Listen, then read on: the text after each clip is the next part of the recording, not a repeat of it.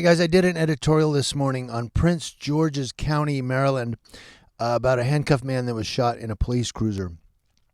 I'm going to put a link to two stories in the description box below, as well as the video link for my editorial from this morning.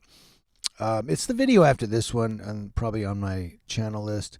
But so you don't have to go looking for it. You can click the link in the description box, and it will take you directly to the video I did this morning on the editorial if you missed it. But I have updates for you here, and I'm going to give those to you right now. Updates to the handcuffed man that was shot in the police cruiser in Prince George's County, Maryland. Prince George's County State's Attorney Aisha N. Braveboy released the following statement on Tuesday, January 28th. I cannot speak directly about last night's events because it involves an ongoing investigation.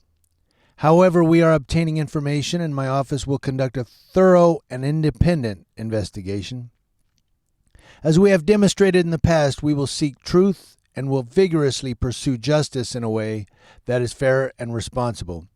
Once we have received all information and completed our own investigation and analysis, I assure you that my office will be transparent and accountable to the public about our findings and how we will move forward. You know how all these police agencies are now using terms like transparency and accountability. But I called it. I don't know if I said it in my editorial this morning, but I called it in my head. I said, they're not going to release the name of the officer. Because remember in my editorial, they said the officer will be identified on Tuesday. That's today. They didn't identify him. Instead, they said it involves an ongoing investigation. They're not going to tell you who the cop is. But the suspect's mother, who was the guy who was shot, his mother identified him.